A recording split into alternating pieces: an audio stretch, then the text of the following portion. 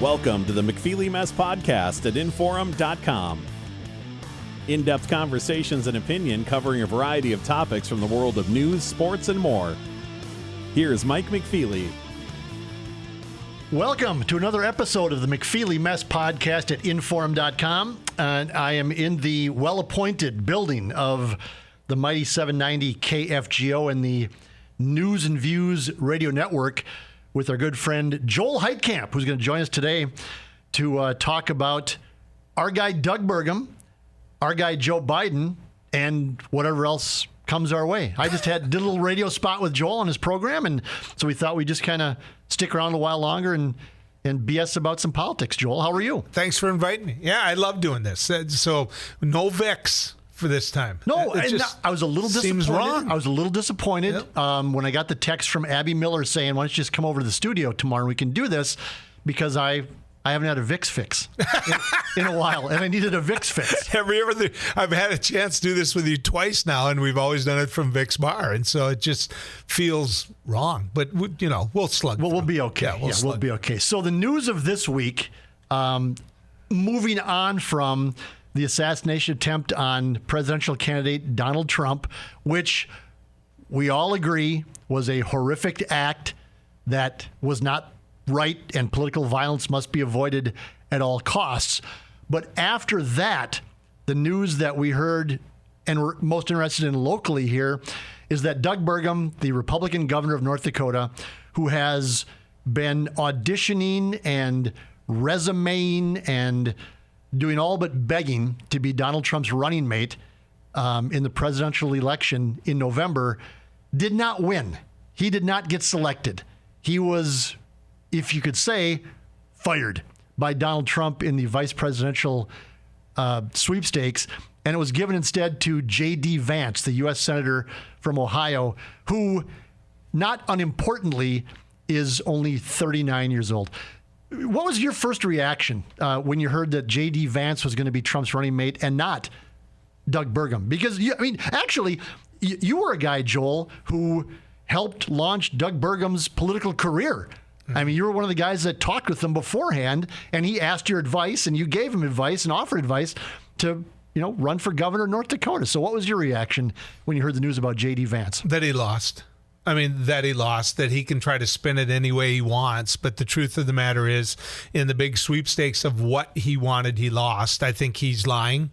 It's a harsh word, but I think he's lying when he says that it was never about that. And he said that in your paper. Yeah. April Baumgarten, our reporter, is in Milwaukee. She did her job. Yep. She did it well. And so, basically he's lying and running around saying that it was never about that. It was about electing Donald Trump, the same man that he said he wouldn't do business with, the same man that he said he wouldn't serve with, the same man that he couldn't answer a simple question to me, which is he a good person? I want to know why you excluded begging.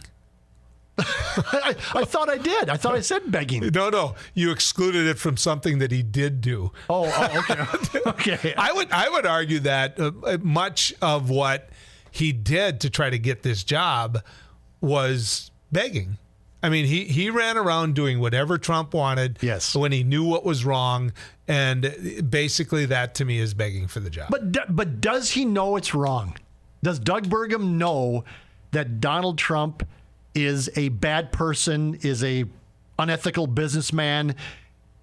Does he know that? Because here's my argument, is that we talk about this a lot on our side of the political aisle, is we look at Republicans and go, God, they know better. But do they? I mean, do they? Yeah. In Doug Burgum's case, what I think this showed was, first off, it's one of two things, right? It's just raw, pure ambition, or it's just no foundation whatsoever. No foundation of moral principle, of decency, of soul.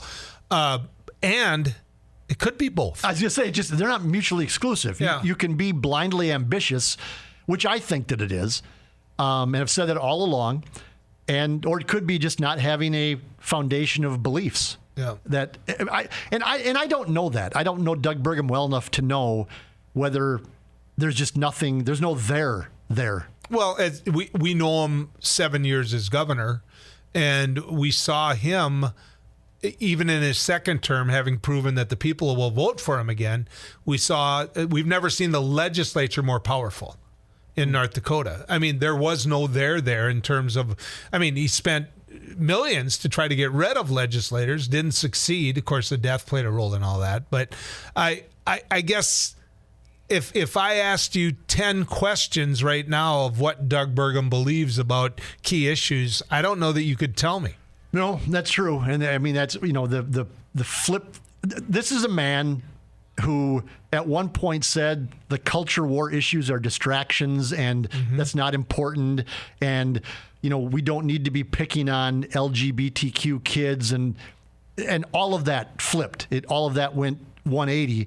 And Doug Burgum signed into law legislation, one of the strictest abortion bans in the country. And he was pro-choice. And he was pro-choice. And so I guess maybe that it's convenience. It's whatever's politically expedient for Doug Burgum is what he believes in. It's what he wants people to believe, or they want him to be that day.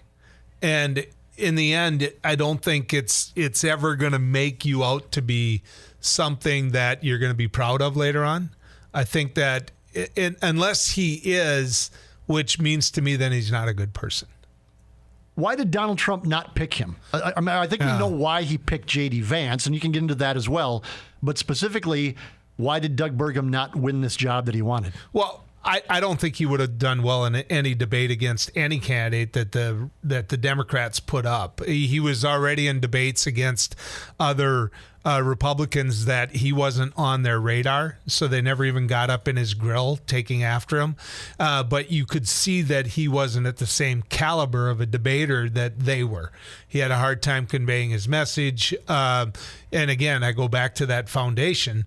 But I think that's part of it. I think his age is part of it. I think that Donald Trump, Donald Jr., who had a big hand in all this, apparently, that this MAGA movement, that they want it to be the defining movement that doesn't just last during Trump's tenure. They want it to be the movement forever and ever and ever.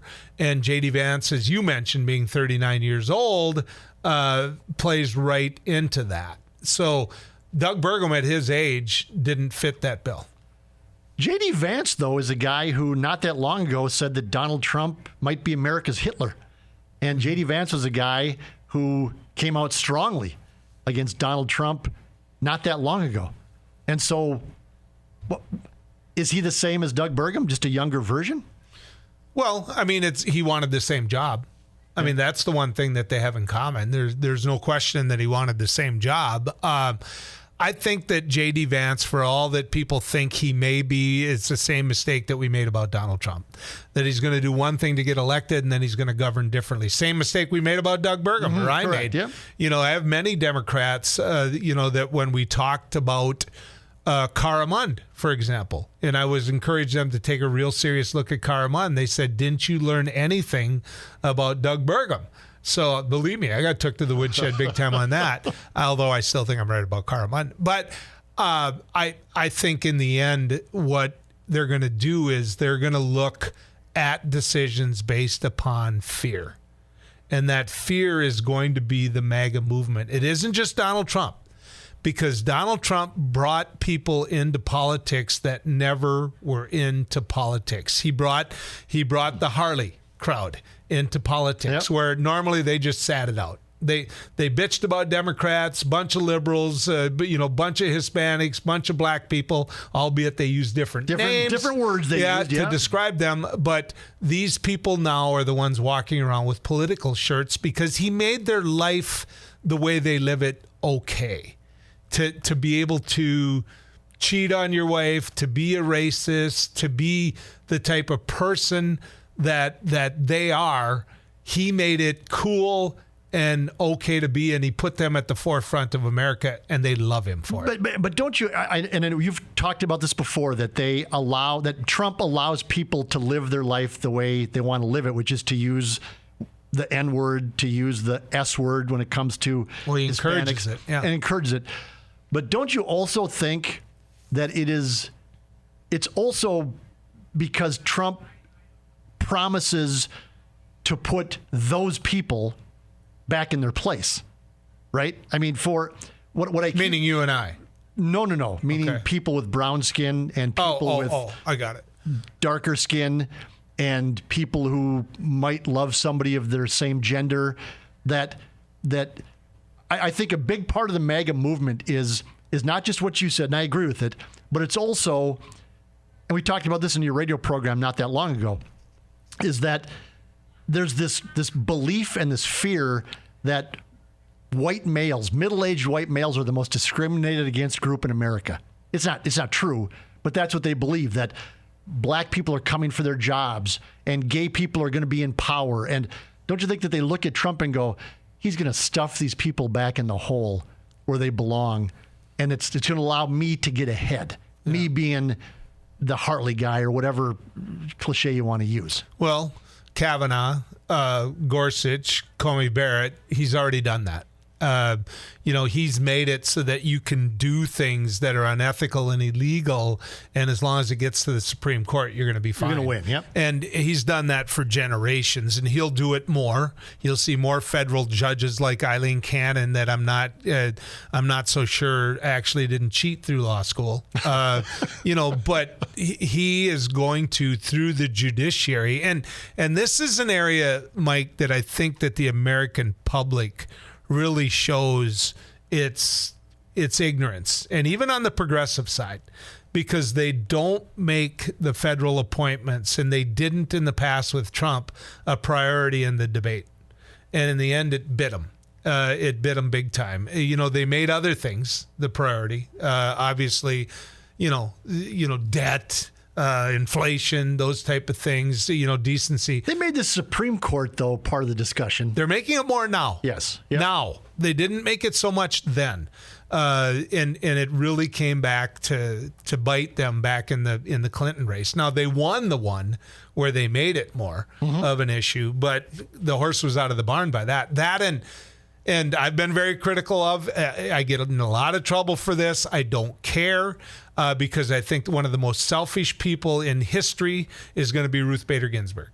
I think the second most selfish person in history with what America is going to have to pay for a price in all this is going to be Joe Biden. Ooh. I think that Joe Biden is going to be responsible for a second Trump administration. I don't think it's going to be the American public or the progressive or middle of the road people.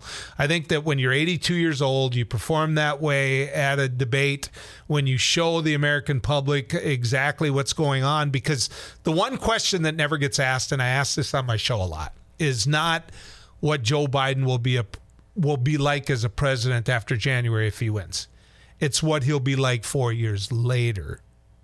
Because this job is for 4 years. And if he looks that bad in the beginning of it, he looks that old in the beginning of it, how old is he going to look in 4 years? But, okay, so, and I don't disagree that the more that comes out about how Joe Biden, and I'm a Biden guy, man. I mean, his policies are aligned with my beliefs. President. He's been a good president.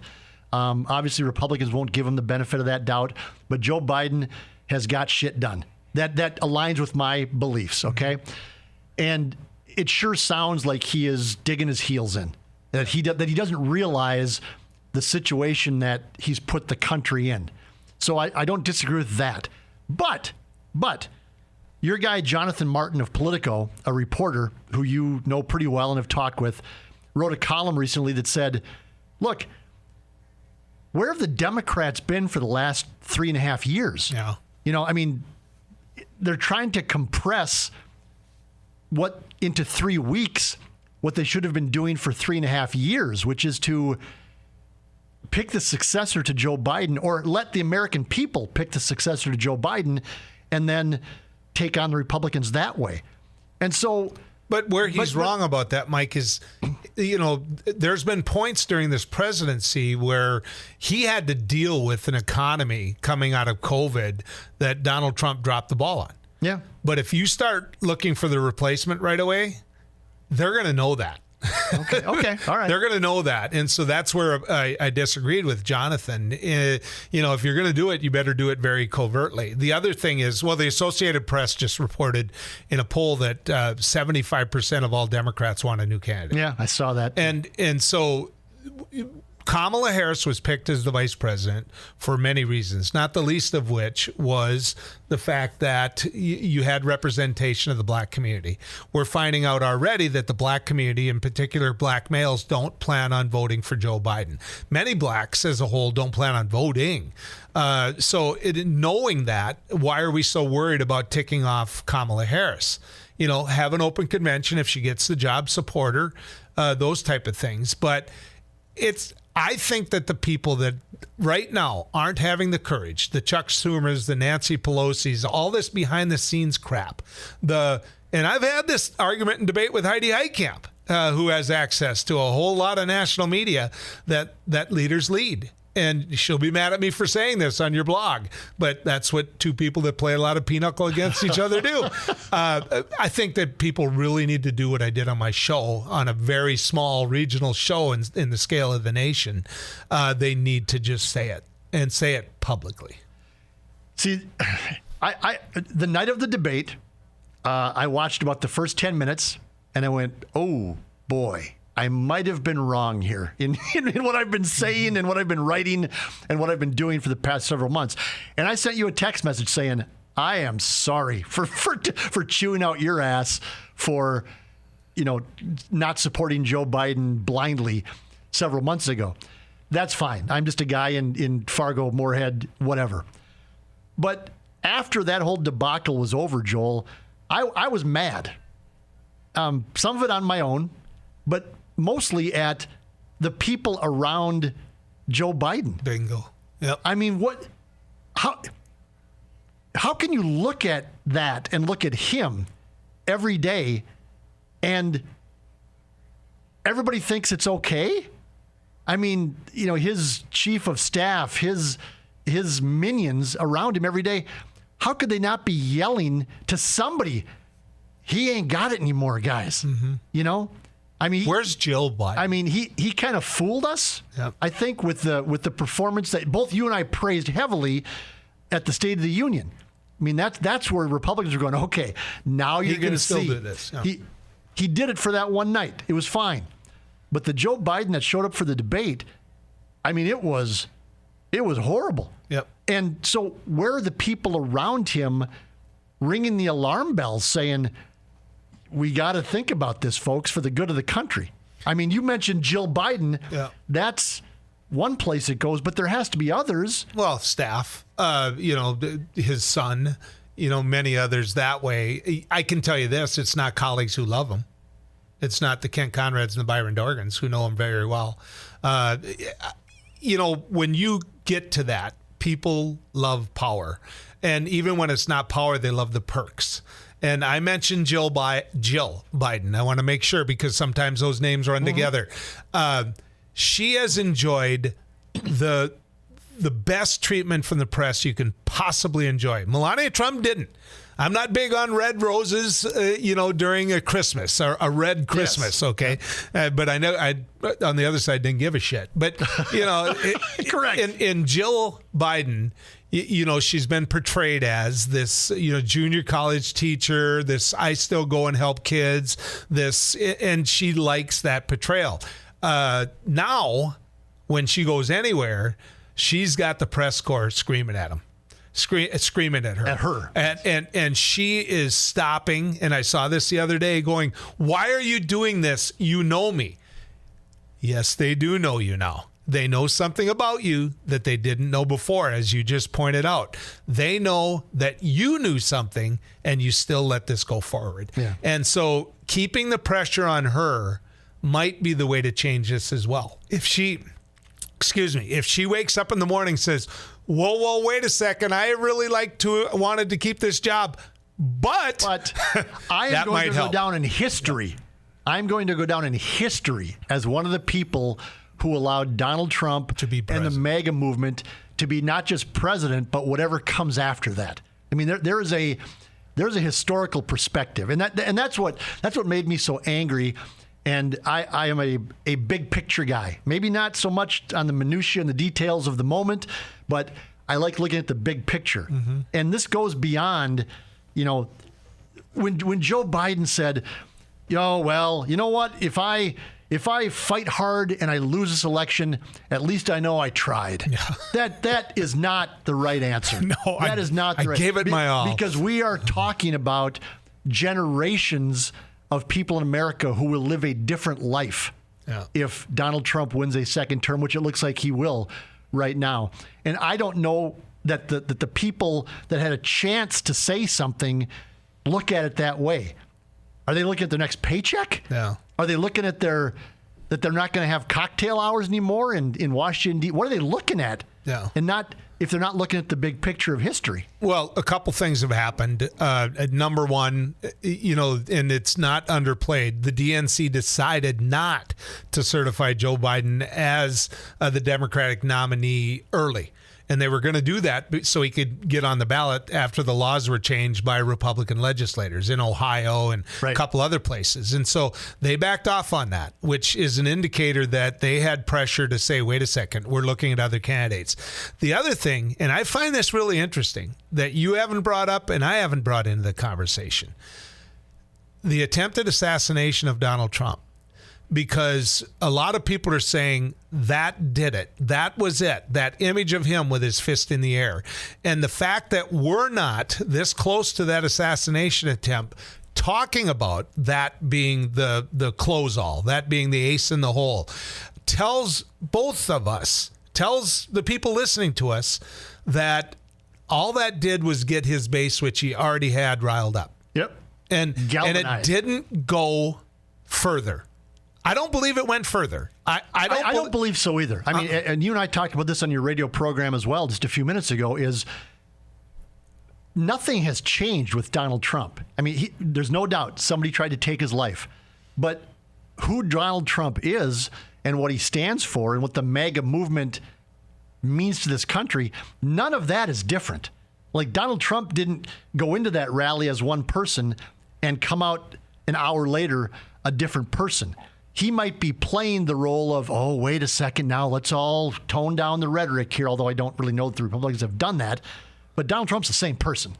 And so people who are going to vote for Joe Biden in November all of a sudden aren't going, oh yeah, I like Donald Trump now. Yeah. The division is still there. They tried shooting him. And the poll numbers, at least at this point, they have changed a little bit, but not significantly. This is still... Again, you and I both agree that Joe Biden would lose if the election was today. But it's not a huge separation in certain swing states that are important. But this is the biggest indicator for the Democratic Party to realize they have to do what we've talked about, is your home state and my home state are in play now. And Minnesota's my home state because I was born in Breckenridge. There you go. Went home 3 days later. Yeah. But when you put states like New Mexico, Minnesota, and you said this on my show, that means you're going to lose Michigan, Wisconsin, and Pennsylvania. And when Minnesota's in play again. And that's the tell. Yeah. We can talk about polls all we want. The fact that other states are now in play means a couple of things. It means he's losing support and money. He's going to have to spend money. Have to spend money in Minnesota. Where he shouldn't have to spend money. A state he won by 7 points, I want to say, in 2020. Yep. So, yeah, I mean, yes, all of those are bad indicators for Joe Biden. There's no question. I want to spin it back to Doug Burgum here. That's where we started. Mm-hmm. And that's the local story. So he's not going to be the vice president, or at least the running mate, in a Trump administration. Does Doug Burgum still have a job? Yeah. No, he's going to be. Harold Hamm has a job.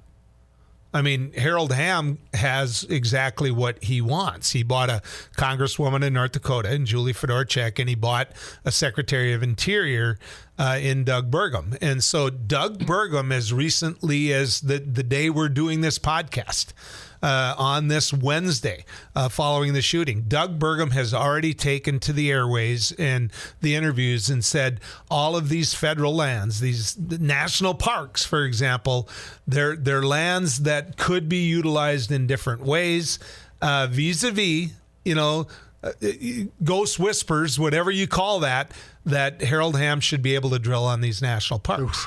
And he's already doing that. Doug Burgum is already now auditioning for that, Secretary of the Department of Interior.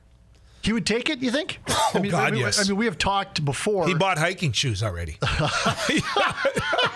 He'll take it. Well, you can ride horse in some national parks. Yeah, well, he's going to be hiking in the Grand Canyon. But you and I have talked before, and again, you know Doug Burgum better than I do, but we know some common people or people in common. Doug Burgum doesn't like being the number 2 guy in a room.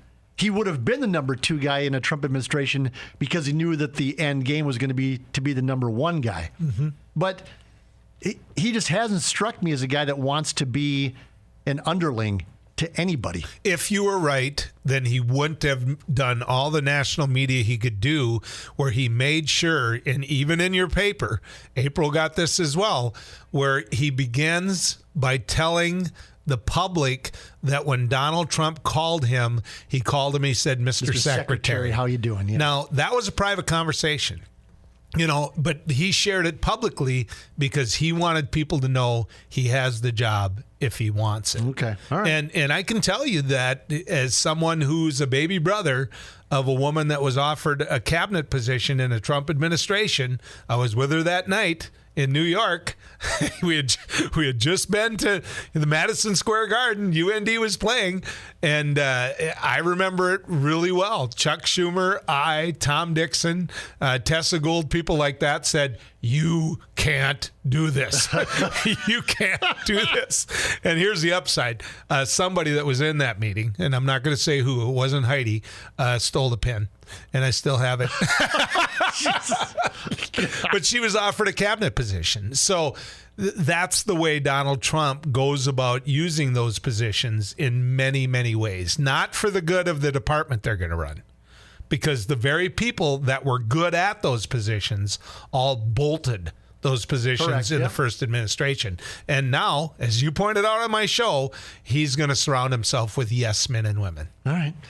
As I wrote in my column yesterday, Joel, that was posted online at inform.com, Doug Burgum fancied himself as Teddy Roosevelt, and he's going to end up being Ryan Zinke. Yep. And to me, that doesn't jibe. But what you say makes sense, of course. But CNN did a good pushback on that. CNN, when he was talking about how, the Department of the Interior and how these federal lands should be utilized for oil drilling and all of that, CNN looked at him and said, "You like to compare yourself to Teddy Roosevelt." Yep. Teddy Roosevelt took exactly the opposite position. Yep. These are lands that never should be touched. These are pristine areas that, basically God made what they are, and let's leave them the way they are. That's going to be a very unpopular stance. Yeah. I mean, it's going to be a really not that matters. So I said Harold Hamm bought it. Not that it matters to Donald Trump, not that it matters maybe to Doug Burgum, but the American people, Republican and Democrat, every poll that I've seen shows we value our national parks and we value our public lands as being, sure, you can do some things on them. You can ride your ATVs, not in national parks, but people do not want to see an oil derrick in Yosemite National Park. Yeah, but a second Trump administration, they're not going to care what the American people I get that. I know. And he's going to make sure that Harold Hamm is going to get to drill on national parks. Ugh, wow. Awful. Unless the Democrats fix this. Unless the Democrats can figure out a way to win in November. Right. It's going to be ugly. But imagine this scenario, Mike.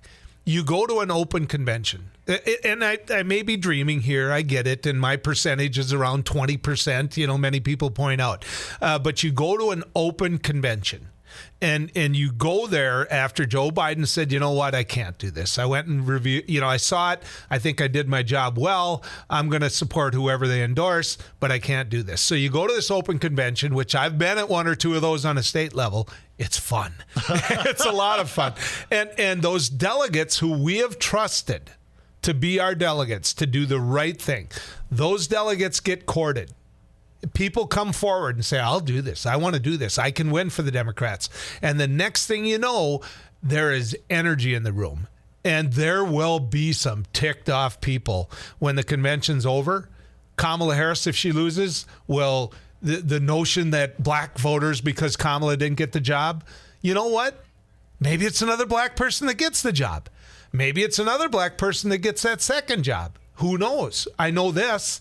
There'll be energy energy and energy. And right now, as you pointed out, with the Republicans, there's energy, and with the Democrats, there isn't. Nope. No, the enthusiasm gap, again, aside from all the polls that we look, the enthusiasm gap right now feels like it's 15 miles wide. Which means I'm not saying they'll go vote for Trump, but they won't vote. Yes, correct. Yep. And if you are so despondent about your candidate, or if you're a marginalized person, or if you're a far left progressive who did turn out in 2020 to vote for Joe Biden, you're looking at it going, it just doesn't interest me. Doesn't interest me. But every MAGA and every Republican is going to get out and vote, because even what we call normie Republicans, they might not like Trump, but they like what he's going to bring. They might not like the method. They might squinch their nose up at the person, but they know he's going to cut taxes. They know he's going to drill for oil. They know he's going to deregulate. They know he's going to stuff people back where they think they belong, and so they'll get out and vote for him. Well, the head of the Teamsters, how the hell did that happen, by the way? Oh, exactly. Nobody's been more pro-union than Joe Biden. Correct. The head of the Teamsters at a congressional hearing looked like he was going to rush the Republicans who were tearing after him. I mean, he looked like Mr. Tough old union guy. Yep. So what does he do? He goes to the Republican convention and basically endorses him. Yeah. So that's the sense out there. A lot of people endorse because they're sure he's going to win. Correct. And that's what it looked like to me. Including the national media, by the way. Have you kind of noticed how the reporters, even kind of like our guy Jonathan Martin, how they were? I think they're convinced that Trump is going to win, and so they are buttering up Republicans the best they can to assure themselves access, to assure themselves sources. That's my opinion. Well, in fairness to both you and I, if Doug Burgum would have won the vice presidency, the race for it, and he lost, you know what? In fairness to you and I, we weren't sucking up. we weren't going to say Doug. We were not going to get an invite to the inauguration from Doug Burgum. No, you know what? By the way, I'm damn proud of that. I am too. I'm proud of that fact. I am too. I mean, people are. You can go one of two ways in life. You can lick your finger, stick it up in the air, and go, "This is the way I'm going today," Yep. Or you can stick to your guns and say, "This is bullshit." Yep. And I both, to our credit, said this is bullshit. That's right. I think 10 years from now, the very people that didn't publicly take a stance that Joe Biden can't win this race, I think those people are going to regret it. And they're going to regret it for the rest of their life. They're not going to realize that this could have been a snowball going downhill. Holy cow, we lost that one. Holy cow, we lost that one. Holy cow, we lost. Holy shit, we lost 10 more today. And the next thing you know, he's sitting there going, who's going to support me if I go out there in these states?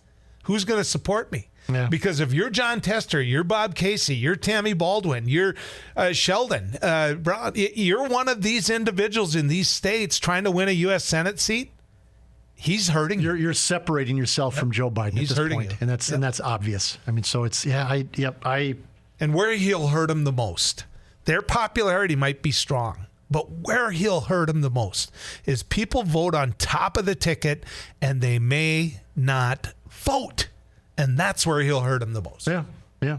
It's not good. None of this is good. It's not good unless you're golfing one day without a patch on your ear and the next day you got one.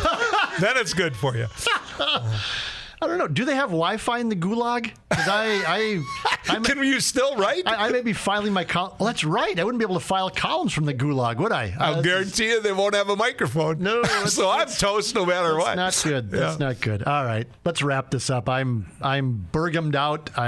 I'll probably write about him again, but I'm Burgumed out. I keep asking you. I feel like I write about Doug Burgum twice a week.